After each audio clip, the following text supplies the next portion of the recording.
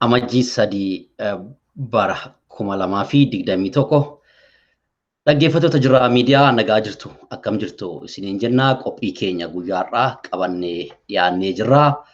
Qophiin keenya guyyaa har'aa dhimma gumaacha waldaa Maccaaf Tuulamaa qabsoo Oromoo keessatti maal fakkaataa ture kan jedhu barreessaa waldaa Maccaaf Tuulamaa duraanii obbo Naggasaa Deettii keessummaa har'aa godhannee qabannee dhiyaannee jirra. Obbo Naggasaa Deettii baga nagaan dhuftanii dhaggeeffattoota Jirraa Miidiyaatiin nagaa nuu jedhaatii of beeksisaatii gara qophii keenya har'aatti darbinaa baga nagaan dhuftanii dhiyaadhaa isiniin jenne. Baga nagaan na eegdanii galatoomaa galata guddaa ummata keenya irraa qabdu waa'ee waldaa Maccaaf Tuulamaa waggaa dubbannu waa'ee Oromoo dubbachuu keenya waa'ee Oromoo maraa dubbachuu keenya carraa kana argadhee waanan beekuu fi waanan arge akkan dubbadhu na affeeruu keessan Jirraa Miidiyaan haa galatoomu haa lalisuu ijaaf gurra Oromoo haa ta'uu galatooma. Galatooma obbo Naggasaa Deettii. Mee obbo Naggasaa Deettii eenyudha? Eessatti dhalattanii eessa barattanii maal hojjetaa turtanii dhaggeeffattoota keenyaaf? Egaa ani hanan dhaladhee Tuulama keessatti hoggaa san maal jedhamee waamamaa Awuraajjaa Jibaatiif Maccaa waradaa Daandii Mikittil waradaa Ejersa Lafoo iddoon immoo Baddaa Eeguu ganda warra Deettii Dhaabaa Biqilaa abbaa kiyya Deettii Dhaabaa haadha kiyya Kuulii Yaadateetirraa hin dhaladhe. Egaa yeroo sanii barboonni baay'ee akka wannoo fagaachaa ture akka urjiif fagaachaa ture nama carraa qabutu barataa. Abbaan kiyya lubbuu isaa Waaqni haa maaru yeroo sanii dabtaroota warra Gojjamee tokko qaxaree manatti isatu na barsiisee fidalii isaanii kanas na lakkoofsisanii wangeelaa jedhan tokkos baradhee Daawitiis baradhee ambiraan immoo egaa maqaa baay'ee qabu dirsaana Mikaa'el dirsaana Maariyaam maal han jedhu kana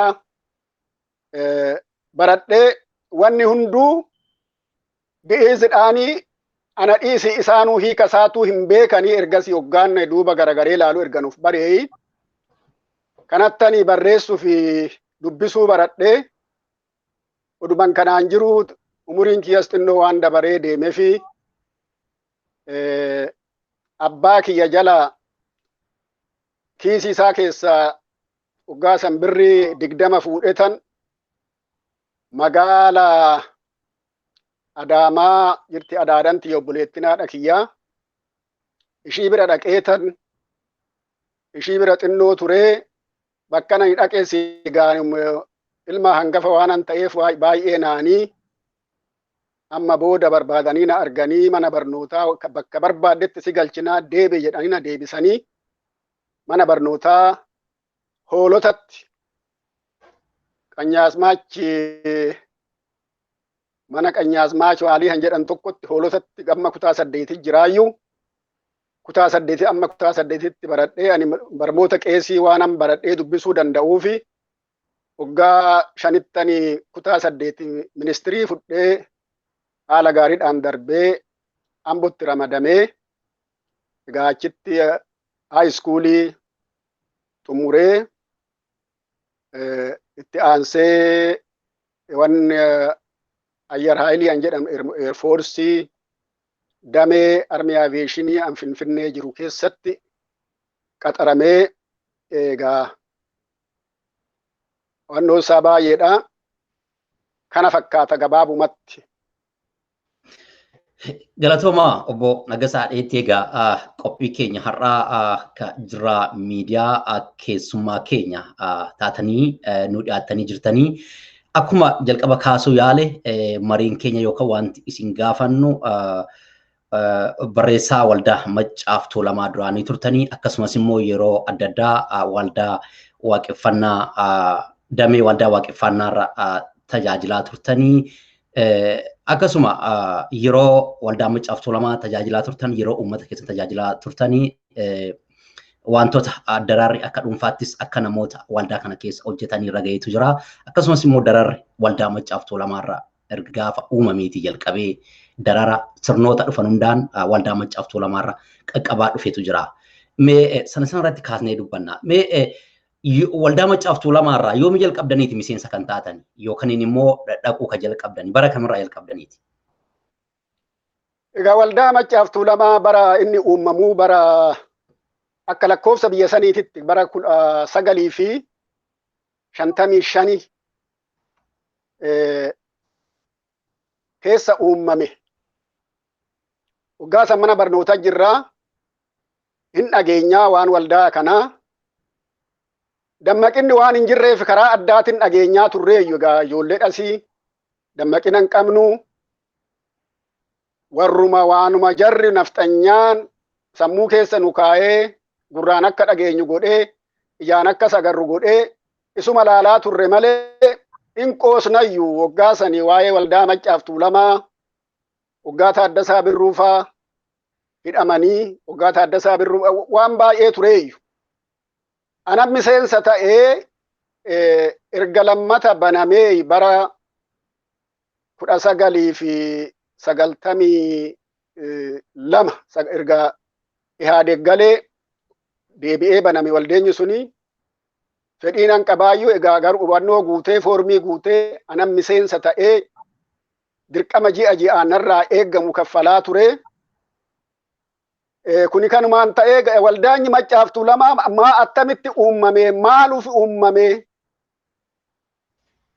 an jedhu duubarraa kaanee odoo warra dhaggeeffatuufis waan xinnoo hubachiisuu yaalee gaarii natti fakkaata.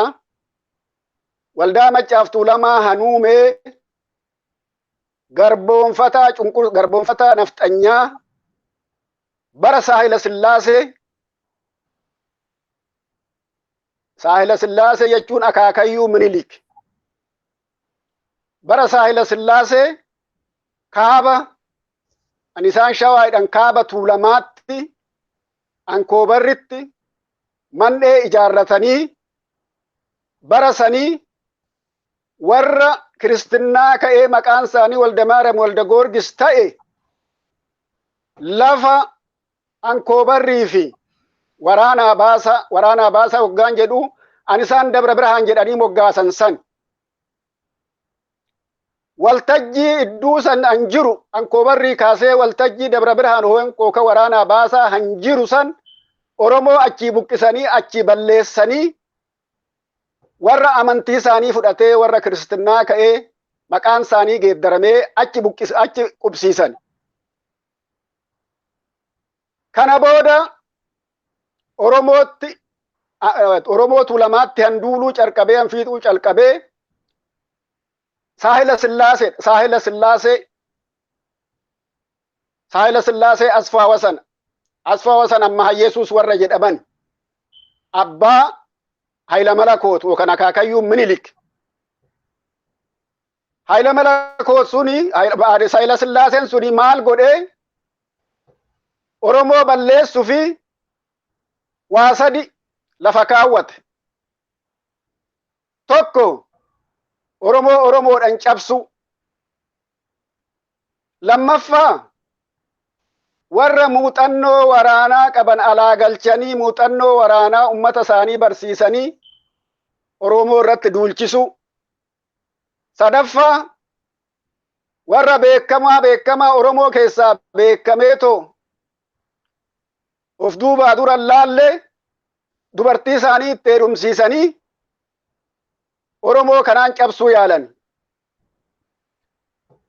Saahila Sillaaseen duula guddaa kana erga qindeeffatee lafa kaawwatee duula guddaa kaaba Tuulamaa naannoo Salaalee naannoo Jiddaa kanatti banee gaaf tokko duwwaadhaan akka seenan jedhutti akka kitaaba irrattis barreeffamee jedhamutti nama 4,500 fixaneera gaaf tokkoon. Kana harragaa ta'ee shaalaqaa biyya Ingiliziitii dhufee Minilik wajjin waraana isaa tajaajilu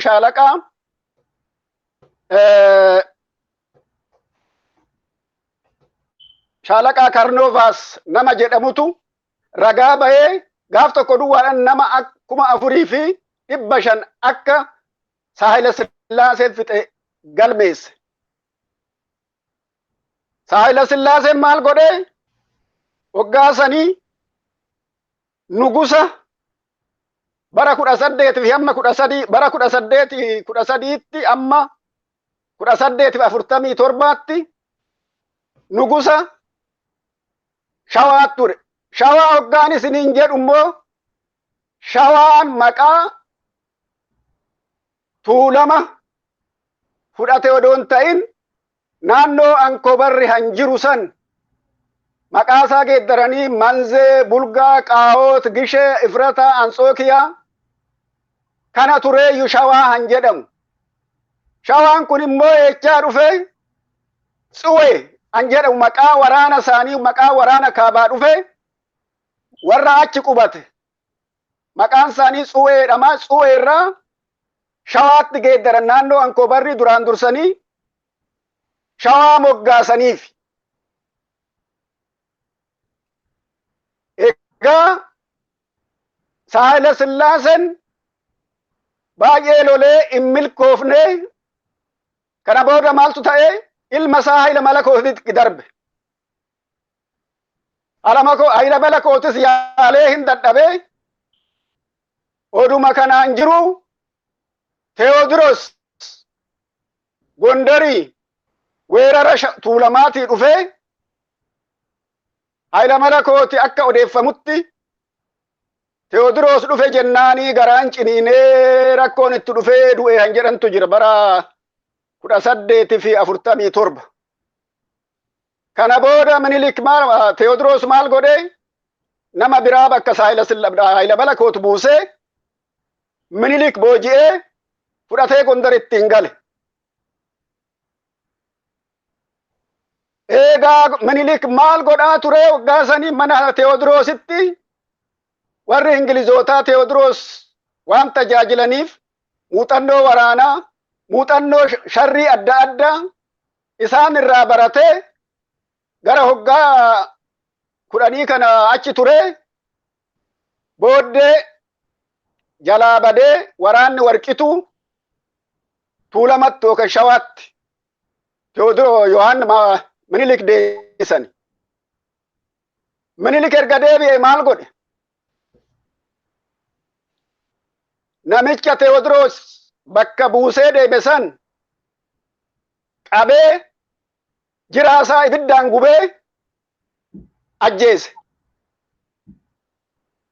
Kana booda maaltu uumamee Minilik akkuma akaakayyuunsaa akkuma abbaansaa yaalaa ture san waan Haayile Sillaaseen lafa kaawwate san waa sadi innis lafa godhate. Maal lafa godhe? Oromoo idduutti rakkoo uumu. Minilik maal godhe? Abbichuu fi galaan wal lolchiise. Gara hoggaa 4 hoggaa 5 kana hoggaa 7 kana abbichuu fi galaan wal waraanaa turan. Balaa inni uumeen. Kana booda abbichuu ofitti qabee Oromoo Tuulamaa lafarraa haxaani. Maal godhe Minilik baay'ee erga fixee booda warri jala ijjate an akka Tufaa Munaafaa akka isa gabbaran.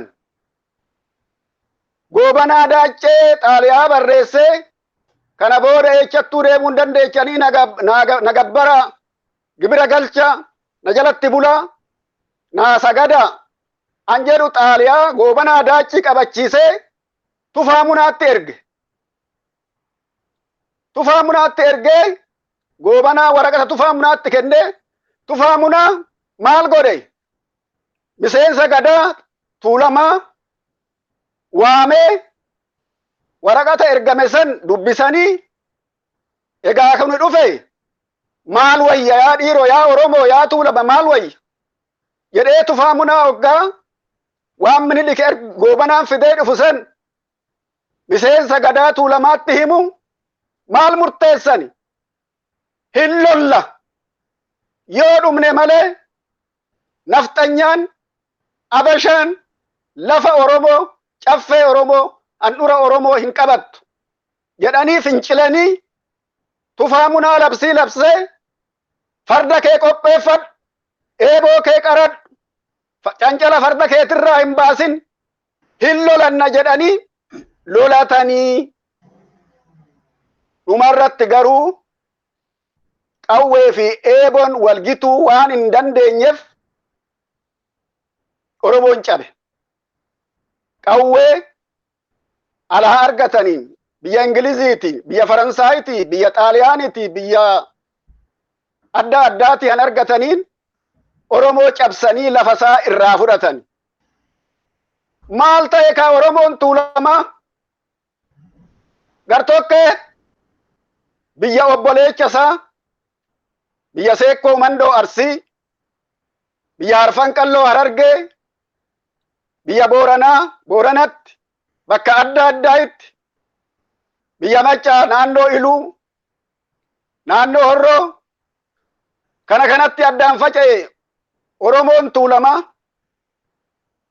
egaa buqqisuu duwwaa odoon ta'in lafa Oromoo irraa fudhatanii waraana Minilik fitawraarii isaanii, raasota isaanii, qanyaasmaachota isaanii, baraasota isaanii lafa Oromoo Tuulamaa akka qircaatti addaan hiranii lafa Oromoo irraa fudhatanii nafxanyaa qubachiisanii Oromoota lafa irraa fudhachuu duwwaa odoon ta'in warra achitti hafe warra gara obboleeyyan isaaniitiin hin baqatin ashkara godhatanii barmoota dhoowwatanii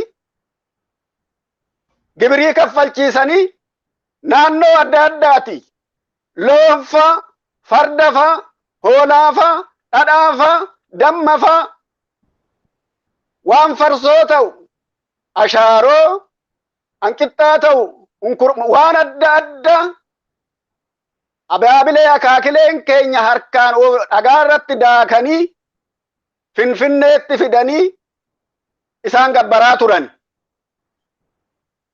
Adeemsa kana keessa ka Hayila Sillaasenis egaa wandoon irree Iyyaasuun irree Zawdituun irree yeroo argatanii wandoon taane waan yaada gaarii tilmaammatee kan karaa irratti hafee Iyyaasuudha. Iyyaasuunis Zawdituunis waan tokko odoo hin mul'isin Hayila Sillaaseen waan addaatiin isaan hundaa fixee Minilik dhaale Hayila Sillaaseen. Hayila Sillaaseenis waanuma abaabilee akaakileen isaanii waanuma haala malakoot waanuma ammaa Yesuus waanuma Minilik faa hojjetan san Oromoo irratti hojjete. Namatu warra Tuulamaa yeroo Hayila Sillaasee warri qaroo ta'an waan kana hin beeku waan kana argan Oromoon akka doofee hafu akka barmootan argan akka of hin beekne nafxanyaan waan tilmaammateef maaltu uumamee bakka adda addaatitti waldaa wal qarqaarsaa han jedhu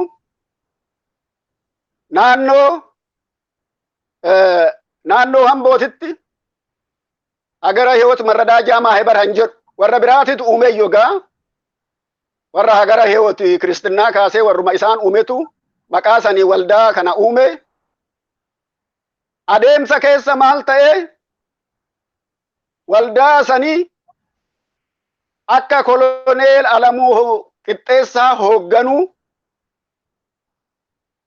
kadhatani. Koloneel Alamuu Qixxeessaa Oromiyaa lamuu qixxeessatis mee itti yaada jedhanii itti yaadanii tolee jedhanii garuu hagara hiyoot kana dhiifnee waldaa jibaatiif maccaa yoo jenne wayyuuwii jedhanii yaada kana dhiyeessanii egaa jarri keessa hin jiru gartokkeen hin fudhatanii gartokkeen hin fudhanne dhuma garuu hin fudhatanii karaa biraatiin immoo Tuulama Shawaa yookaan Shawaa Tuulamaa an jedhamu waldaama wal gargaarsaa kana an hoogganaa ture Hayilamaariyaam Gammadaati.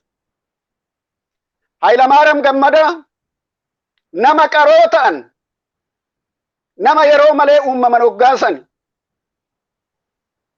cunqurfamuun ummata kana hirriba isaan dhoowwee akka carraa ta'ee waldeenyi jibaatiif maccaan koloneel Alamuudhaan hoogganamuu fi waldeenyi Tuulama Shawaa ana Hayilamaariyaam Gammadaatiin hoogganamu isaan duraan dursanii walitti dhufanii haasa'anii maal godhani walitti makuuf yaadanii turanii atattamaan amma maal mari'atanii mee miseensa haa baay'ifannu ija lafa haa ijjannu sirriitti haa bal'ifannu kana booda yoo miseensa baay'ifannee ummanni keenya waan yaanne kana galeef laayyootti diigamuu waan hin dandeenyeef mari'atanii waldaa kana lamaan walitti fidanii waldaa Maccaa Tuulamaa an jedhu uumani.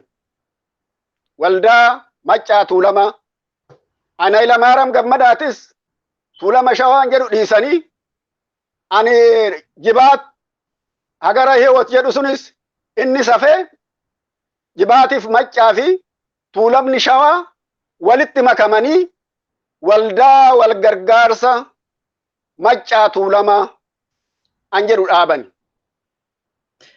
Waldeenyi Maccaaf Tuulamaa erga dhaabbatee maal hojjete? Achittan isin dhaaba yeroo tokko obbo Naggasaa. Egaa akkamitti akka eenyu jedhannu himaa jirtanii dhaggeeffattoota Jirraa Miidiyaa qophiin keenyarraa qophii dhimma yookaan inni gumaacha waldaa Maccaaf Tuulamaa qabsoo Oromoo keessatti eessaa ka'ee eessa deemee eessa ga'e ka jedhuu fi akkasumas immoo miseensonni akkasuma hooggantoonni waldaa Maccaaf Tuulamaa gaafa jalqabaarraa aga har'a geenyutti eenyu fa'iitii maal gumaachanii maaltu isaan irra ga'e ka jedhu ilaaluu jalqabnee jirra. Qophiin keenyarraa qophii isa jalqabaati. Qophii taanu irratti akkasuma obbo Naggasaa Deetti nu waliin deebi'anii kutaa taanu kan waliin laallu ta'a. Har'a kutaa jalqabaati. Obbo Naggasaa seenaan waldaa Maccaaf Tuulamaa dheeraadha. Isin akkuma kaastanii har'a aga tokko irraa haasofna. Yeroo biraa immoo deebinee aga kutaa tokko irraa haasofna. Akkasitti isin manguddoo Oromoo akkasuma seenaa afoolaanis dhufe barreeffamaanis dubbisuudhaan kan immoo abbootii irraa afoolaan illee isinitti darbe kitaaba guddaa laayibirarii guddaadha kan nu jidduutti argamtanii yeroo biraas deebitanii akka kutaa taanu waliin mari'annu dhalootaaf barumsa jiru waan keessa darbine akka nuuf kennitanii abdii qabna. Itti fufee wanti isin gaafadhu eessa akka jalqabee akkamitti akka hundeeffame nu himtanii jirtanii. Ittaan turan achirratti gaafiin qaba. Itoo achirraa baay'een fagaatiin waa'ee Shawaa ka jedhu kaastanii turtanii. Maqaan Shawaa jedhu kan warri nafxanyaa moggaasanii yookaan maqaa biraarraa kan dhufeedha jettanii jirtanii. Maqaan Shawaa jedhu kun dhuguma Oromoo jiddugala jiru kana ilaallatu jechuudha jechuu keessanii achirratti ifa ta'uu gootanii. Egaa maqaan Shawaa jedhu kun maqaa diinati. Maqaa Shawaa odoon beekin namni fudhatee tureeyyu. Beeku wallaalummaan waan baay'ee waan nama godhuufi Shawaa han jedhu hiikuma tokko Oromoo keessatti hin qabu maqaa kiristinnaa Minilikfaa Tuulamaa baasan. Malee Oromoon an Shawaa jedhurraa waan tokko hin qabu yoo diinummaa ta'e malee. Egaa akkas yoo ta'e maqaan Oromoon jiddu galeessa irra jiraatu Maccaaf Tuulamaadhuma jedhama jechuudha. Maqaan sirriin Maccaaf Tuulamaa jedhama moo Tuulama moo Macca moo yookaan maqaan biraa? Maccasi. Maccasi obboleechuma Tuulamaati. Tuulamnis naannoo isaa biyya addaati qaba. Maccas Jimma, Iluu, dhiya Tuulamaa, dhiya Shawaan jedha, dhiya Macca, Wallagga. Kuni sadeenu Macca malee maqaa biraatiin miti. Ijoollee Maccaati. Obboleecha Tuulamaati. Tuulamni hangafa Macca quxisuudha. Akka seenan jedhutti akka abbootirraa dhageenyetti. Waanumti Maccaaf Tuulama jedhamee toboggaafameeyyuu seenaa abbootii abaabilee akaakilee handursan waan anis isinii dabalu odaa asxaan waldaa Maccaaf Tuulamaa odaadha. Odaa sana eenyutu hojjateetoo gumeesse? Hayilamaariyaam Gammadaati. Odaan suni Oromoo mara kaabaaf kibbaa dhiyaaf baha awwalitti qabu. Hundumtu odaa qaba. Tuulama keessa odaa Nabeeti. Macca keessa odaa Bulluqi. Baale keessa odaa Roobati. Harargee Arfan Qalloo odaa Bultum. Hundumtuu odaa mataasaa qabaa fi asxaan suni odaa yoo ta'e Oromoo mara gaaddisa Oromoo hundaa waan ta'eef Oromoo waan bakka bu'uuf. Yoo naa eeyyamte waa tokko itti dabalu. Tole, itti dabala.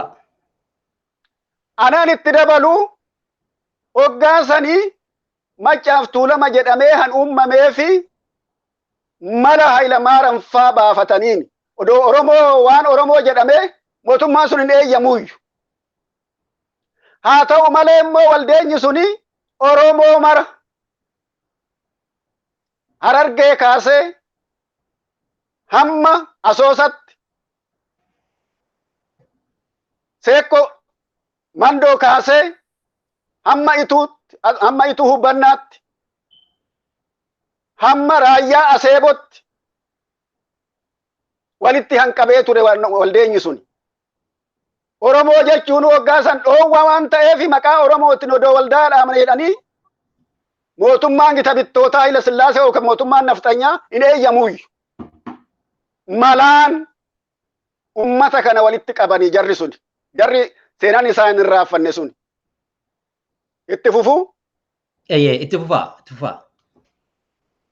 Kanaafi warri achi keessatti hirmaatanii an akka Adamsaa Addoofa waan isaan hojjetanii yeroon qabnu malee dubbachuun hin danda'ama. An akka Haajii Roobalee tureefa amma hoggaa bara 1958 dheeratti wal ga'an sani Saayiluu Difaayee oduu kana dhaga'ee warri miseensa Taaddasaa Birruufaa, Jeneraal Daawit Abdiifaa, Maammoo Mazammirfaa warri biraa baay'ee jiru. Walga'ii san akka hin adeemne ugguruu fi yaalanii turan. Maaltu ta'ee? Haajii Roobalee ture. Waajjira waldaa Maccaaf Tuulamaa Finfinnee Gullallee jiru dhaqanii mammaaksa tokkotti mammaakan. Dubartiin takkaa jedhan. Abbaan manaa koo abbaan manaa ishii imalan deemaa eegga nama manaa bahe. Egaa carraa argame kanaan firaa wal baruu fi waan fira qabduu fi fira ishii sanitti godaanuu fi odoo qophaa'aa jirtu abbaan manaa ishii imaltuu odoo naqin deebi'e. Waan kana Haajii Roobaleetu itti hima. Yaa Oromoo, yaa warra Tuulamaa, yaa warra Maccaa, dubartiin kusatte takka beellamaan qabdu takka abbaan manaa ishii imiltuu dhaqeedheetoo deebi'e. Ishiin maal jette? Ani nama beellame hafuu hin danda'u. Hoo mucaa kee jettee mucaatti kennitee bakka imaltuu ishii san naqxee. An dubartiin akkana gootu, an dubartiin ofitti murteessitee kana godhuu dandeechi. hin dhuftu moo hin haftu arsii dheeraa hin dhuftu moo hin haftu kanuma natti maa jedhanii hin dhufna hin dhaqani dheeraa dhaqani baay'atanii an akka jeneraal Daawit Abdii waggaa sani guyyaa keessa bade malee jaagamaa keelloo faa hin jiru agarra waa seenaa xurii haa qabaatan malee kana booda akka walgayii maal godhani Taaddasaa jeneraal Taaddasaa Birruufaa horii harka tokkoon annafxanyaan amantiin ortodoksii akka kiristiyaanii fi islaamni wajjin hin nyaanne dhoowwaa waan ta'eef anuu kanan barachaa ture dhoowwan waanuma islaamni itti nyaatarree kiristaanni itti nyaatu mana tokko seenanii hin nyaatanii kana Taaddasaa Birruu fi beekomni sheekonni arsii keenyaa horii tokko qalanii harka tokko nyaatani an diinni nafxanyaan dallaa guddaa gimbii guddaa oromoodhuma jidduutti amantiidhaan ijaare gaafa san cabsan jarri sun Taaddasaa Birruufa sheekonni arsii kana waggaa Saayiluu Difaayee poolisii ajajee waraana baasee facaasuuf tureeyyuu hin taane egaa namni miidhamee sin jira hin taane garuu oromoon waldeenyi Maccaaf Tuulamaa injifatee naannoo dhufanitti deebi'an. Ambiraammoo Adamsaaddoo maal godhani seenaa namaa yoo himan barbaachisaadha waldeenyi Maccaaf Tuulamaa eelchaa ka'ee akka eecha ga'e dhaloonni ammaa kunirree jarri sun murataa ta'uu isaanii kutataa ta'uu isaanii qeerroo fi qarreen amma jiru kun irruma caalaa akka sibiilatti jabaatanii akka diina fuuldura hojjetan murannoo abaabilee akaakileen isaanii qabansanii geechisuu waan barbaachisaa ta'eef Haaji Adamsaaddoo maal godhanii hoggaasanii fincilli ijoollee Baalettiin Waaqoo guutuu fa'aan hoogganamuun o'ee bilchaatee tureeyyuu Haaji Adamsaaddoo waldaa Maccaaf Tuulamaatii fi qabsoo achi jiru san walitti hidhuu fi xaaliyaa qabsaa'onni Baalee barreessanii Haaji Adamsaaddoo Finfinneetti hoggaa erganii bilbilee egaa inni Taaddasaa sin beeku bilbilee akka carraa ta'ee hoggaa bilbilum sammanni jeneraal Taaddasaa sekuriitii Hayila Sillaaseetiin dhuunfatamee to'annaa isaanii jala jiraayyuu Haajiin kana quban qabu kana booda sekuriitiin suni bilbila kaasanii ani abaluu jedhee hoggaa dubbatu eecha jirta hoggaa sana gargizaatiin jedhan tokko hin jira kinoo hospitaala Tuqur Anbassaa cinaa acha hin jiraadhen amma maal dhufe Taaddasaa fakkaatee dhufne achumatti nu eegeedhaniini dhaqanii Haaji Adamsaaddoo achitti qabanii buufata poolisii shanaffaa Momeenyaan jedhu san naannoo Sangaataraa hin jiru sani achitti geessanii amma Haaji Adamsaaddoo maal godhe waraqaa fidee dhufe san jara nagaraan na ciniinamee mana fincaanii natti agarsiisaa jedhee waraqaa xaaliyaa fidee dhufe sani nyaatee liqimsee ani kuni odoon ta'in Haaji dhumarraa'u sirriitti natti odeechan hoggaa dhaabni biyya gale san waliin walgayiidha Amboo dhaqnee turreeyyuu ani kana afaanuma isaaniitirraa hin dhaga'e an seenaa irratti barreeffame duwwaa odoon ta'ini kana booda maal godhani eecha dhaqan namichi amma fiddanii dhuftan sun jennaan mana finca banne egaa iccitii fidee dhufe mana fincaanitti akka hin ganneedhanii hoggaa mana fincaanii dhaqanii jalaa bananuu inni hin bahee kana booda hangaraa kiyyaa garaatti deeffadhe kana booda waan feetan na godhaa jedhee nama dubbate jedheen dubbadhee naan jedhe waan feetan na godhaa kana booda egaa waldeenyi Maccaaf Tuulamaa gootota akkanaa kanarree dhabee ture egaa umuriidhaa homaa godhuu hin danda'ani waldeenyi Maccaaf Tuulamaa immoo Oromoo duwwaa odoon ta'in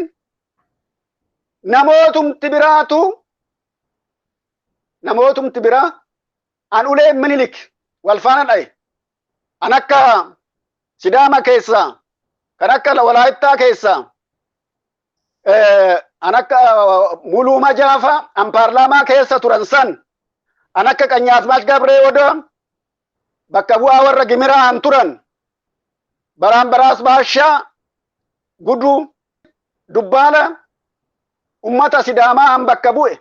Miseensa waldaa Maccaaf Tuulamaa turaniiyyu. Warrumti waldaa Maccaaf Tuulamaa miseensa turaniiyyu jarri sun.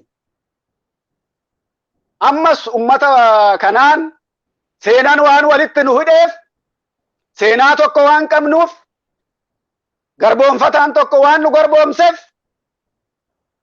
kana boodas kaleessas ummata kana wajjin dhaabbachuu murteessaa waan ta'eef, galanni isaa waldaa Maccaaf Tuulamaa irratti hirmaatanii galanni ijoollee isaanii haa ga'uun jedha. Galatooma obbo Naggasaa Deettii maatii jira miidiyaa kan nu waliin jirani obbo Naggasaa Deettiiti. Obbo Naggasaa Deettiin manguddoo waldaa Maccaaf Tuulamaa keessatti gumaacha guddaa qabsoo guddaa godhaa turanidha. Egaa qophiin keenya aga dhumaatti nu waliin turaasiniin jenna. Obbo Naggasaa gumaacha waldaa Maccaaf Tuulamaa Oromoo fi akkasuma biyya sanaaf biyya Itoophiyaatiif gumaachaa ture nuu kaasuu jirtanii waldaa Maccaaf Tuulamaa Oromoo qofaaf iyyuu ton ta'in saboota biyya sanaallee ammachuudhaan biyya sana keessatti biyyi suni akka nagaa taatu akka misoomtu akkasumas immoo mirgi sabaaf sablammii yookaan uummata biyya sana akka kabajamu qabsaa kan turanidha. Kan seenaarraayis afoolaanis dhagaa kan turre isinis kan nu barsiisaa jirtan jechuudha. Abbootiin jaaroliin agarraa dargaggeessa qeerroo fi qarree keessatti argamtanii.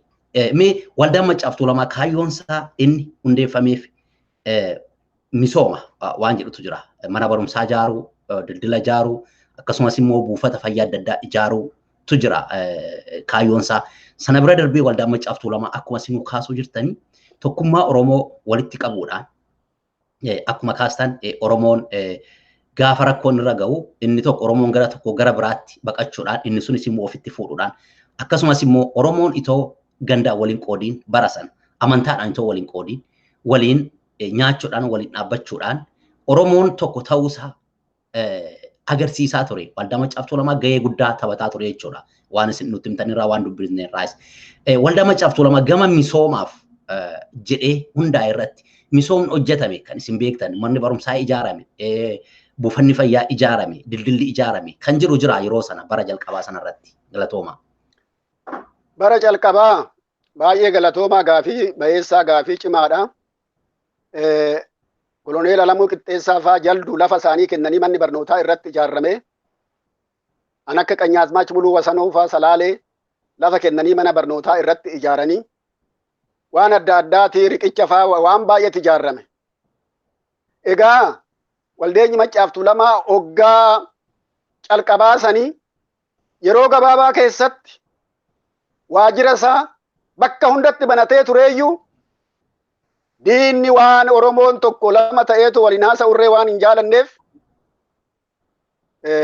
hoggaa lama hoggaa sadii odoon hojjatin namoonni wareeggaman hin hidhamani. Seenaa Taaddasaa Birruu kaasuun barbaachisaadha dhaloonni akka ga'u. Jeneraal Taaddasaa Birruu walakkaatti odoo hojjechaa jiranuu barsiisaa turaniyyuu qubeedhuma saabaa kana Fidal Saraawitan jedhan tokko. Isaan maal yaadni isaanii warri jireenyi isaanii gadi ta'e kun akka baratanii too dubbisuu fi barreessuu barbaadanii kaayyoon isaanii kana tureeyyuu itti gaafatamaa waldaa sanii turan duraan. Amma maal ta'a? Akililuu Xaqlaa Ministeeriin hoggaa sana Akililuu Habtawaldii egaa warri ol jiru kun warri nugusatti dhiyaatu jiru kun yeroo adda addaa waliin nyaatuu wajjin dhuguu nyaata sin nyaatuu namas walumaan nyaatu namas. Amma odoo kanaan jiru haasa'a keessa Taaddasaatii baradhu hanjettu kana baradhaa hanjettu kana nama barsiiftu addaan baasii ilaalii nuyi maqaa hoggaa san ittiin nu waaman. Maqaa hoggaa san ittiin nu waaman. Ummata kiyyan dhiifama gaafadha. Seenadha dubbachuun narra jira. Baradhaa እኛኮ ለመቶ ዓመት ጋሎችን ወደ ኋላ አስቀርተን ነው። ተማሩ ተማሩ የምትለውን ማንን እንደምታስተምር እወቅ። በረዳ አንጀቱ ከነ ነመ በርሲፍቱ አዳምባስ ይላል። ኑይ ኡመተ ከነ ሆጋ ዲባ አከ ዱበቴ አፈንጎኔ ቢታ ኬኛ አከ ኑክ ቶሉፍ ኢሳን ኬሳ ወታደረሬ ሰዲ አማረራ ወቀጠሬ ኢሳን ኬሳ ቶኮ ጎኔ ዮ ብየ ከነ ተጃጅለ መሌ ኦሮሞ ዮ በረቴ ገላና ኑረ ገረገራ jedhaniin taaddasaadhan. Taaddasaan oggaa loltuu ta'u sani hangalmeessee manzee jedheetti. Inni zaree manzee no jedheetti galmeesse. Amma sammuunsaa dhaamee wuskii buufamees ani qoricha fudhaa jiraa jedhee wuskii buufame san dhiisee mana isaatitti galee bariisa waldaa maccaaftu waajira waldaa maccaaftu lama hangullallee jiru dhaqanii nagalmeessa miseensa waldaa maccaaftu lama jecha Akliluu Habtawaldi odoo isaanii tajaajilaa jiranu inni isaan amaaratti fakkaate eeboo arraba isaa hanqara qabuun jeneraal Taaddasaa waan waraaneef Taaddasaan irraa kaase hoggaa sanii kaase miseensa waldaa maccaaftuu lamaa ta'e. Hoggaa qabamee hidhamee mana murtiitti dhiyaaturre Taaddasaatis akkana nu goote jennaan isin beehannatti mee anna dammaqse isini anaamoti ማንነቴን የነገራችሁኝ እናንተ ናችሁ jedhee miseensa waldaa maccaaftuu lamaa ta'een. Egaa seenan baay'eedha. Waldeenyi maccaaftuu lamaa han hojjete akkuman duratti isin jedhe Koroneel Alamuu Qixxeessaa fa lafa mataa isaanii kennanii mana barnootaa ijaaranii riqicha adda addaa ijaaranii waggaa gabaabaa san keessa Oromoo hunda wal barsiisanii kaayyoon isaanii maal? Oromoon akka baratu, Oromoon mana barnootaa akka ijaaraniif, mana fayyaa kilinika adda addaa ijaaruuf, riqicha lagarratti ijaaruuf, mana amantii ortodoksiitis musliimatis bakka musliimaa hin jirre mana bakka musliimonni jiru mana musliimaa masgiida ijaaru, bakka kiristaanonni jiru mana kiristaanaa ortodoksii ijaaru, nama dadhabes nama humna hin qabne gargaaru, kilinika adda addaa ijaaru, Oromoo walitti fidanii wal barsiisu, aadaa isaanii safuu isaanii barsiisu kana tajaajilaa turan waggaa gabaabaa san keessatti. Waggaa gabaabaa san keessatti kana barsiisaa turan. Kana laalchisee waan obbo Hayilamaariyaam Gammadaa jedhani mana hidhaatitti caccabsanii waan biraa godhanii mana murtiitti streechariidha mana murtiitti dhiyaachaa turaniyyuu waggaa mana hidhaa Karchallee diigame sanitti deebi'anii yaa Oromoota bee jarri kuni akkasumaan nu rakkisu dubbiin teenya bee facaate dhiyaabaa kaabaa kibbaa Oromoo keessatti facaate dubbiin teenya bofa hudduu seene sanii yoo harkisanin cita yoo gallakkisanin lixa kana booda eenyumtu yeroo yoo fudhate malee ummata Oromoo duubatti deebisuu homtuu hin danda'u. Nuyi waan nurraa eeggamu hojjannee dabarsinee dhaloonni nutti aanu akka galmaan ga'u shakkii hin qabnu. An kana fakkaatu jeneraal Waaqoo Guutunis nafxanyaa gita bittoota yoo dandeenye hin buqqifnaa yoo dadhabne immoo ijoollee keenyatti guddifna. Ijoolleen guddatee qeerroon raajii akka hojjechaa jirtu addunyaa dinqisiifatee seenaa addaa qeerroonii fi qarreen Oromoo galmeessaa jiru. Haa ta'u kana anamma kaase kana hoggaa gabaabaa hoggaa keessatti waa hojjetame namoonni wargamuu Taaddasaa Birruu faa Hayilamaariyaam Gammadaa faa namoota adda addaati wareegamanii inni yeroo biraa itti deebina waldeenyi Maccaaf Tuulamaa hoggaa baay'eef cufame yeroo dargii sanirree wanti baname hin jiru maal ta'ee yeroo bara 1991 yeroo Ihaadeg naftanyaa sadaffaan biyya Oromiyaa qabatee san deebi'ee baname waldeenyi Maccaaf Tuulamaa. Bakka sana waldeenyi Maccaaf Tuulamaa obbo Naggasaa. Tole. Gaafii biraan qaba itoo garasitti hin deebiin gaafiin jiru maaliif dhaggeeffatoonni keenya akkasumas immoo namni dhaloonni qophii jirraaf miidiyaa hordofu wanti tokko waan qulqulleessee beekuu gahee waldaa Maccaaf Tuulamaa keessaayyuu sochii qabsoo Oromoo keessatti beekuu kan qabu dhaloonni kuni isinirraa beekuu kan qabutu waan baay'een kan dubbatamu qabutu jira. Kanuma wal qabsiisee waldaa Maccaaf Tuulamaa hojii misoomaatiif dhaabbatu malee kara hojii qabsoo yookaan immoo jiddugala yookaan waltajjii sochii dammaqinsa Oromoo dhaloota duubaa dhufuutiif waltajjii ta'ee tajaajilaa ture. Akkasuma waldaan Maccaaf Tuulamaa waltajjii ta'uu isaarraa kan ka'e jiddugala sochii Oromoo ta'uurraa kan ka'e diinonni warri Oromoon akka fuulduraatti hin deemne Oromoon akka mirga isaan kabachiisne mirgi isaa kan kabajamne akka sinuu kaastanii warreen qabsaan sirnoonni duratti hoogganoota waldaa Maccaaf Tuulamaa hidhuudhaan warra duratti ajjeesuudhaan cufuudhaan as ga'anii jiranii. Waldaan Maccaaf Tuulamaa dhaaba siyaasaati akka dhaaba siyaasaatti ilaalaa turanii jedhama. Maaliif akka dhaaba siyaasaatti ilaalanii? Waraqaa irra kan jiru kaayyoo waldaa Maccaaf Tuulamaa barnoota fayyaadha.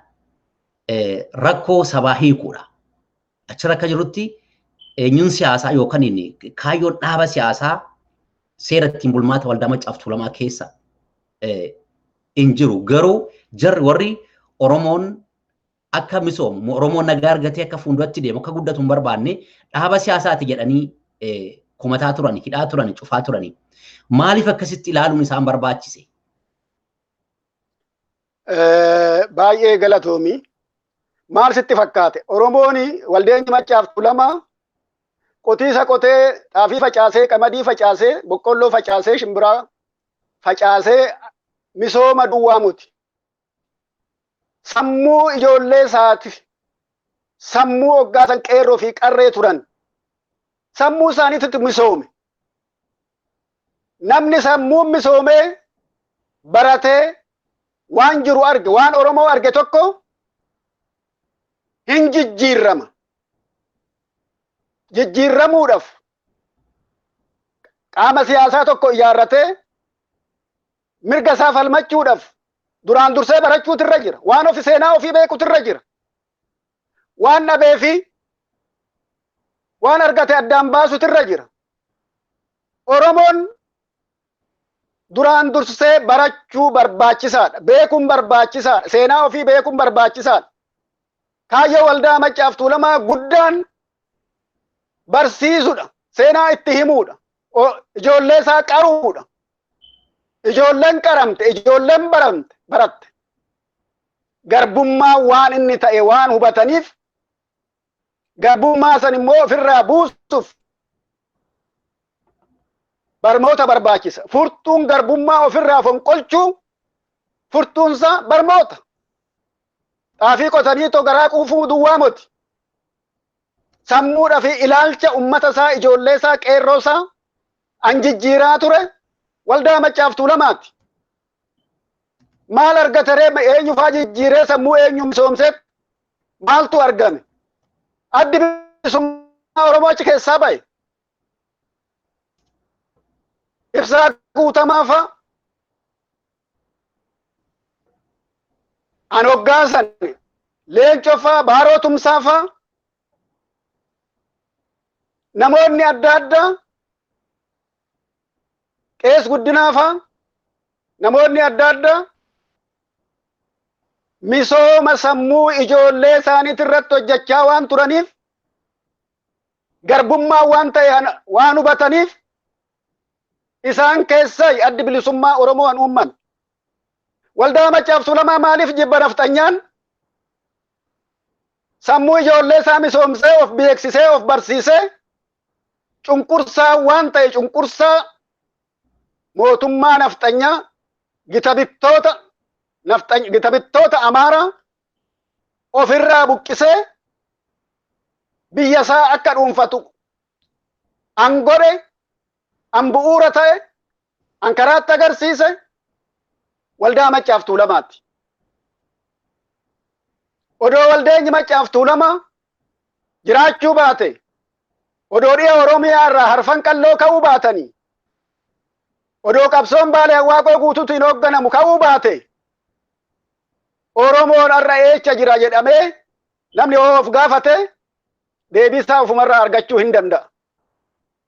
Kanaaf waldeenyi Maccaaf Tuulamaa akkuma duratti deddeebi'ee lafa qotuu duwwaa odoo hin ta'in sammuu ijoollee isaatis qotee waan diinni keechaa buqqisee hin balleessine eenyummaa isaanii akka baratan an godhe Waldaa Maccaaf Tuulamaati. Taaddasaa Birruu fa'a, Hayilamaariyaam Gammadaa fa'a, fakkii kan ta'e Elemoo Qilxuu fa'a, Jaarraa Abbaa Gadaa fa'a. Kana kanatu uumame. Kana keessaa dhalate. Kanaafi akkuma jedhee waldeenyi Maccaaf Tuulamaa dhaloonni ammaa kunirre hambaa Waldaa Maccaaf Tuulamaati. Akka duubatti hin deebinetti odaa jalatti, gaaddisa odaa jalatti seera tumamee, caffeen tumee Oromoo dhaloota hoggaasanii, qeerroo hoggaasanii, qarree hoggaasanii keechaan facaasee bu'aa santu wal qabatee, lafa qabatee, bosona qabatee, malkaa qabatee, tulluu qabatee hamma ammaatti kinoo waan agarru kanaan arguu dandeenya. Borus bilisummaa Oromoo waan arguudhaaf qophiirra jirruuf hambaa bu'aa Waldaa Maccaaf Tuulamaatii fi naannoon amma kaase san wal qabateeti. Kanaaf namni an beekun irra jiru, namni sammuun misoome hin garboomu, hin fincilaa, rakkoo hubataa, addunyaa hubataa, Oromoo waan ta'e, waan dhabe, mirga isaa dhabe, falmachuuf falmachaas jira. Yeroo gabaabaa keessa akka bakka ga'us waldeenyi Maccaaf Tuulamaa jarri sun affacaasan amma ammoo mazammirfaa matolaqaa ammoo mazammirfaa facaasan san ummanni Oromoo yeroo gabaabaa keessa asheeta isaa nyaachuu waan natti mul'atuuf waldeenyi Maccaaf Tuulamaa anama odeessaa oole kana ummata isaati, ummata Oromooti, ummata biraati firree an hojjate Waldaa Maccaaf Tuulamaati. Arfan qalloo, qabsoo, jagnoota, Baalee Hawwaaqoo guutuufaan hoogganamu. Kana malee akkasuma maqaa duwwaa qabateetii moti waldeenyi gabaabumatti kana fakkaata. Galatooma obbo Nagasaa Dheetii dhaggeeffattoota jiraa miidiyaa keessummaan keenyarraa kun nu waliin jiranii obbo Nagasaa Dheetiiti gumaacha Waldaa Maccaaf Tuulamaa Oromoodhaaf, uummata Oromootiif, kabajamuu mirga uummata Oromootiif akkasuma misooma barnoota akkasumas immoo dammaqinsa Oromoon irra qaqqabeef gumaacha maal gumaachaa ture kan jedhu manguddoo seenaa beekani abbootii isaaniirraa afoolaan kan itti darbe akkasumas immoo kitaabota baay'ee dubbisuudhaan beekumsa guddaa nama qabanii har'a nu keessatti kan argamani. Akkasumas immoo isaan mataan isaaniiyyuu waldaa sana keessatti yeroo adda addaa hooggansarra hojjetaa tajaajilaa kan turan barreessaa waldaa Maccaa fi Tuulamaa duraanii kan turan obbo Nagasaa Deettiiti. Obbo Nagasaa Deettii qabsoo waldaa Maccaa fi Tuulamaa godhe keessatti yeroo adda addaa hidhaarra turani. Hidhaa gara waggaa 14 yeroo sirna dargii sirna TPLF darara guddaatu isaan irra ture. Mee gaafii kiyya isa dhumaa har'a akkuman dubbadhe jira miidiyaan kutaa jalqabaa isin qabatee dhiyaatee jira. Kutaa biraas itti deebinee dhalootaaf waan na barsiistantu jira.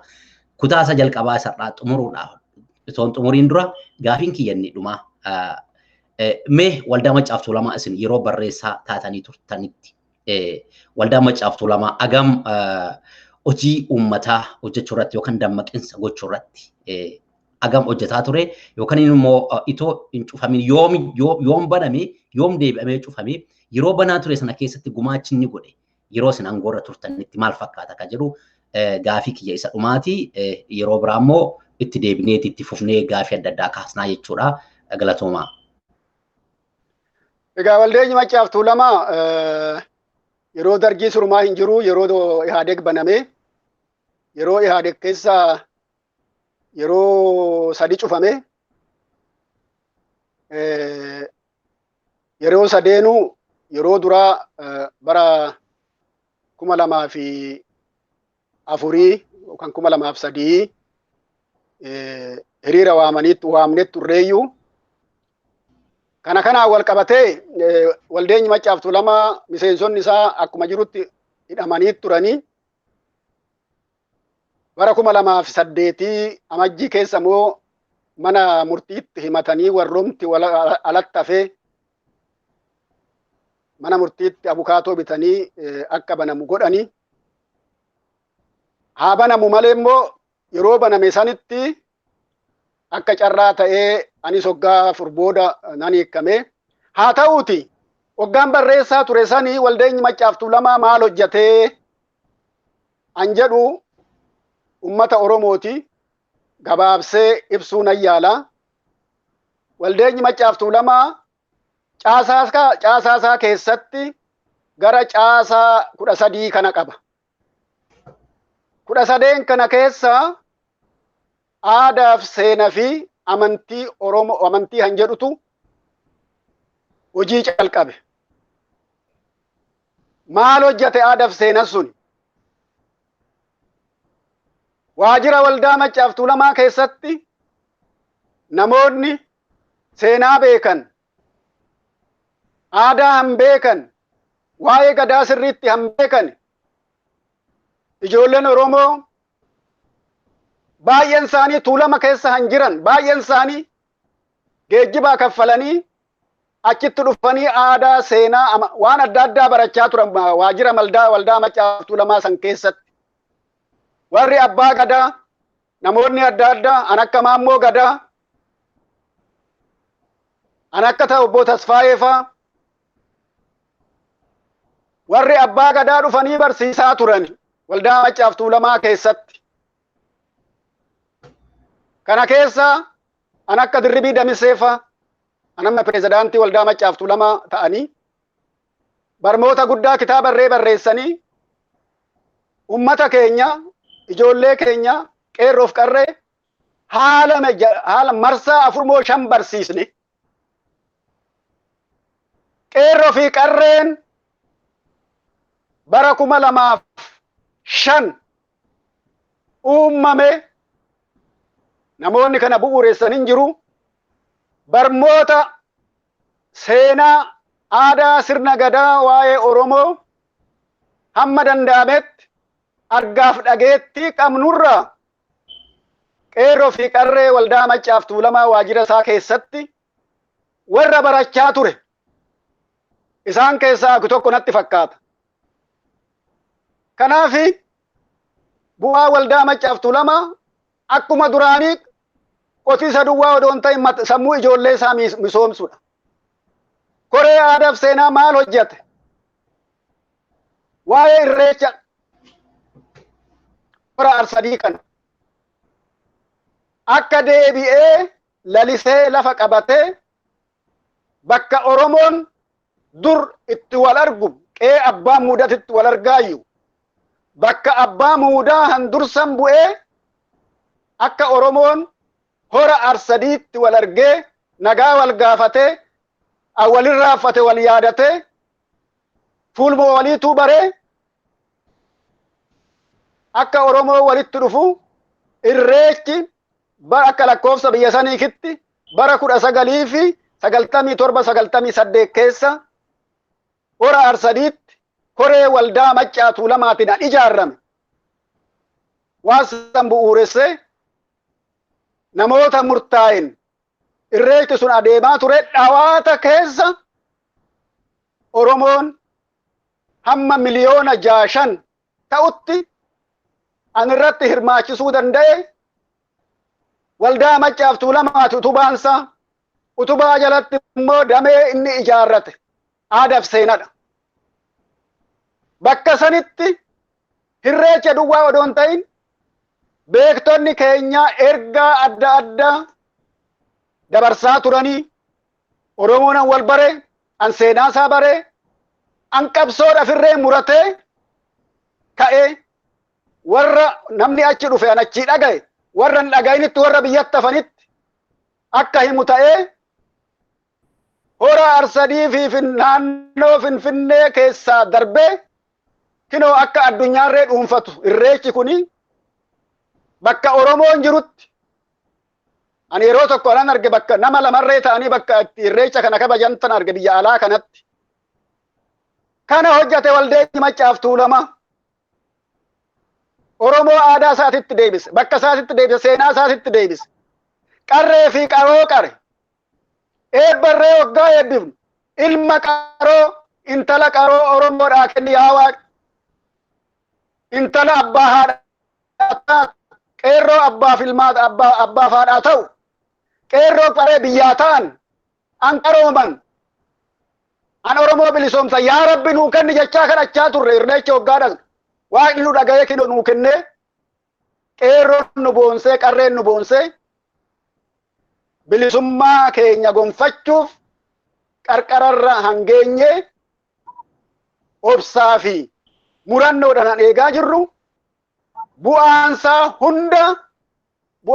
hunda warra amma naannoo waraanatti irree makamee diina adda adda dhahaa jiru kan yoo naate namni sadi ijoollee waajira waldaa Maccaa Tuulamaa keessatti barattee achii baatee baratanii barnoota isaanii fixanii yuunivarsiitiidhaa fixanii bilisummaadha bosona Oromiyaa bakka adda addaatitti andiina raasaa jiran, andiina fincoofsisaa jiran, andiina hirriiba dhoowwaa jiran mootummaa bilisiginnaa an hirriiba dhoowwaa jiran qaroo achi keessaa ba'an Waldeenyi Maccaa Tuulamaa an barsiisee of beeksise.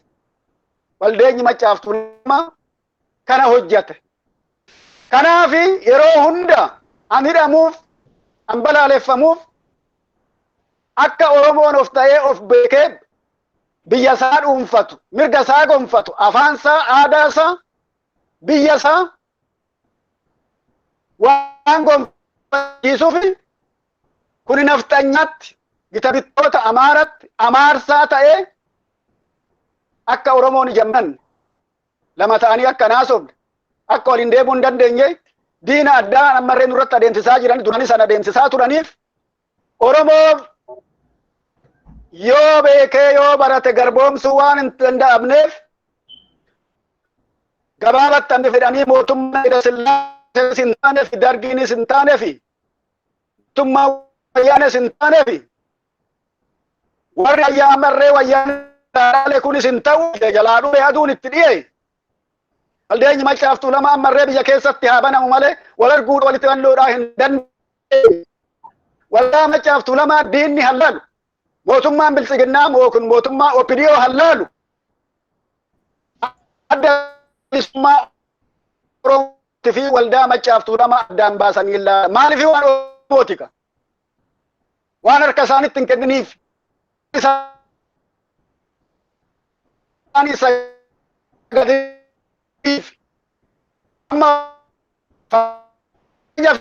lafaaf Anaaf irree kana ni goona jedhaniiti hin dadhabani.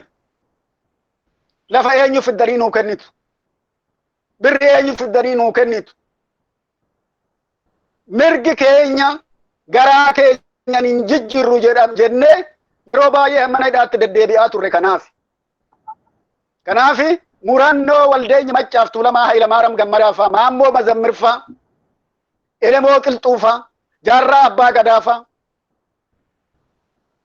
Oromoo keessatti facaasan suni diinni buqqisuu hin dandeenye. Nutti dhaga'ama, itti dhaga'ama. Calii Calanqoo, Muraa Harma Minilik, Aannolee harma haadhii keenyaa. Muraa Tewoodiroos ummata Oromoo Walloo harka muree mormatti dheetoo hiriira galcheetoo itti taphacha. Kanatu Waldaa Maccaaf Tuulamaa seenaa duubaa santu ka'ee Waldaa Maccaaf Tuulamaa ijaaree sadarkaa har'a Oromoon irra ga'e kana hanga'uu danda'e. Qabsaa'ota hundaa eebbisee dubartiin Oromoo akka qaroo deessu, dubartiin Oromoo intala qaroo ilma qaroo akka deessu eebbisee ummata keenya bilisummaatti akka dhiyaatu godhe. Bu'uurri isaa durattis dubbadhe Arfan Qalloo Waldaa Maccaaf Tuulamaati. Qabsoo Waaqoo guutuu fa'aan hoogganamu qabsoo Oromoo Baaleeti. Kanaaf gabaabumatti kana fakkaata. Galatoomaa obbo Naggasaa Deettii. Egaa dhaggeeffattoota Jiraa Miidiyaa qophii keenyarraa asirratti xumurraati. Kutaa biraa obbo Naggasaa Deettii qabanneet isinii dhiyaanna guyyaa biraa. Kuni isa jalqabaati. Waan xiqqoo irraa dubbatan obbo Naggasaan seenaan Waldaa Maccaaf Tuulamaa, seenaan Arfan Qalloo, seenaan qabsoo uummata Baalee bal'aadha. Guyyaa biraa kutaa biraa qabanneet ni deebina. Egaa obbo Naggasaa kanarraa asirratti xumurraa. Xumuruu keenya dura jalqaballee eebbaan jalqabuutu nurra ture. Manguddoodha. Manguddoo eebbaati. Sana dhiifaman isiniin jedha amma eebbaan nuu cufaati. Qophii keenyarraa eebbaan nuu cuftaniiti. Yeroo biraa affeerraa biraatiin walitti deebina. Dhaggeeffattoota keenya keessummaan keenya obbo Naggasaa Deettii galatoomaa jennaani. Akkasuma gama ogummaatiin istiidiyoo keenya nu gargaaraa kan jiru obbo Guutuu Soorsaa Waashingtan DC irraa sanallee galata argadhu jennaani. Egaa gara eebbaatti adeemnu obbo Naggasaa nu eebbisaatii waltajjii keenyarraa nu cufaa. Galatoomaa. Galatoomaa. Nuuf kalcha. Hayyee. Waaqa uumaa, Waaqa uumamaa, Waaqa bokkuu gurraachaa, Waaqa ciicoo gurraattii, garbaa, Waaqa salgan booranaa, Waaqa odaa nabee, Waaqa odaa bisil, Waaqa odaa bulluq, Waaqa odaa rooba, Waaqa bakkanniisa raayyaa, Waaqa odaa makoodii, Waaqa Maccaaf Tuulamaa, Waaqa seekkoo mandoo, Waaqa sabbu goona, Waaqa ituu hubanna, Waaqa raayyaa aseebo, yaa Waaqa sitti boonyaa. Oromoon tumsa biraan qabu ati Oromoodhaa tumsi. Ummata kana situ uume, ummata qulqulluu an ofitti aansee uumesi. Ansi malees uumame hin jiru, ansi uume hin jiru. Hunduu sitti boonya, yeroo hunda sitti boonya. Ummata keenya cimsi, ummata keenya akkuma tokkummaa ijaarrate kana. Qilleessi diinaa akka keechan seenne yaa Rabbi ati. Dallaanuu ta'i lootun diina Oromoo keessa akkan seenne ati dallaanuu ta'i Oromoo cinaa ijjadhu yaa Oromoo Waaqa duwwaa kadhachuu moti Waaqni akka namaatti nu uume gurra nuu kenne ija nuu kenne sammuu nuu kenne sababi cuudhan hanga yoomitti garboomna garbummaa kana jala an of baafnu harka wal qabannee odoo tabba Inxooxxoo irratti irree baanee yookaan waan bishaan gad lakkifne Oromoo dhiisee diina nu nyaachuudhaa qophaa'e kana galaanni fudhatee akka deemu amantii qabna. Tokkummaa keessa Rabbi haa cimsu. Oromoo tokkummaa keessa Rabbi haa cimsu. Dhiyaabaa kaabaa kibbaa Rabbi haa cimsu. Warri maqaa Oromootiin 4 kiilootti galtanii Oromoo nyaachaa jirtan kana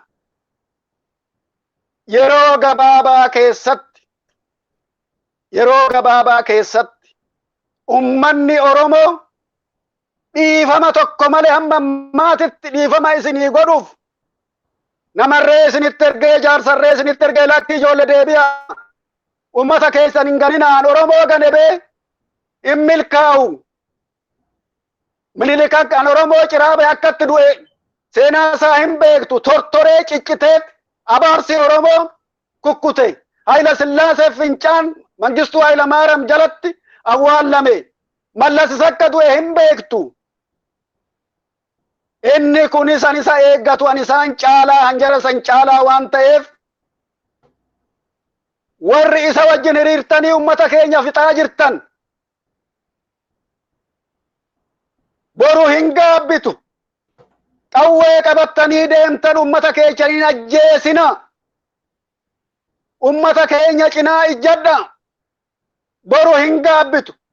Bakka awwaalatirree hin argattani. Aduun dhiitee hin bariiti. Akkuma dhiittetti naftu hin bariiti. Mootummaa jibbamee laftirree baallirree bineessirree jibbe kana wajjin hiriirtanii ummata keenyaan fixxan, ummata keenyaan baraarsitan, Oromoo taatanii hanqawwee diinaa qabattanii Oromoo ajjeeftan. Seenaan isin haa gaafatu. Warri wallaalee garaadhaa jedhee qawwee diinaa baatee haadhaaf abbaasaa ajjeesu. Haadha Oromoo ulfaa han ajjeesu. Biqiltuu Oromoo han buqqisu, biqiltuu hoggaan jedhu qeerroo fi qarree keenya. Ilma keessan fidaa jedhanii abbaa faadha warri ajjeesanii warri hidhan boru hin gaabbitu. Adabbii addaa isin eeggata. Waan isinitti yaaddame hin beektani. Gaaf tokko hin dhuunfatamtu. Gaaf tokko hin liqinfamtu. Handhuma malee Oromoon hin bilisoomaa kana beeka. Kanaafi yeroodhani waaqni akka harka isin kennisiisu laphee gaarii yaada gaarii isinii haa kennanii. Warri biraammoo warri alaa galtan garaadhaa jettanii har'a tokko dubbattanii boru hanbiraa hanaasoftan jirtu. Yookaan abbaatu of mara jedhe bofti of mara du'a hin taane duutu. Yookaan bakkuma dhufta sanitti deebi'a ala ta'a. Yoo dubbattan malee yoo Oromoo ajjeesiftan malee dirgoo hin argattan yoo isin hin jedhan. Warri biyya alaati ummata alaa taatan hin jirtu. Achumatti deebi'a ta'a. Gorsi isin gorsitan kuni biyyattii sanitti balaa fidaa jira. Balaa guddaa fidaa jira. Obombolatti ka'ee isin fuudhee deemu jalaa waan hin baaneef isinis boruun keechan waan hin tolleef ciisaa abjoodhati bakka abjuun isinitti metti garagara. Yeroodhaa kanuman dhaamaa galatoomaa baay'een isin galateeffadhaa carraa kana naa kennuu keessanii. Hin dhumnee baay'ee jiraa hin haasofnaa. Ummata kiyyees nagaa naa buluu. Haarofti kuni gaddaa Oromoo 405 akka immoo warra Awurooppaatti bara 2021 egaa gaaf tokko keenyuma ta'a. Amma normaa hin gala. Waaqni milkiidhaan nagaan bara nagaa bara bilisummaa bara ummanni keenya harka wal qabatee diina isaa ofirraa fincilu ofirraa gaggeessu nu haa godhu. Nagaan bulaa, nagaan oolaa. fuulli gaariin wal argu nagaatti galatooma. Galatooma obbo Naggasaadeetti waan nu waliin turtanii barnoota bal'aa nuuf kennitaniif fayyaa ta'aa isiniin jenna. Akkanuma yeroo biraa affeerraa keenya fudhattanii akka nu deebitan abdii guddaa qabna. Egaa dhaggeeffatoota maatii Jirraa Miidiyaa qophii keenyarraa asuma irratti xumurra. Nagaan nuuf turaa isiniin jenna. Fayyaa ta'aa. Nagaan ta'a, nagaan galatooma.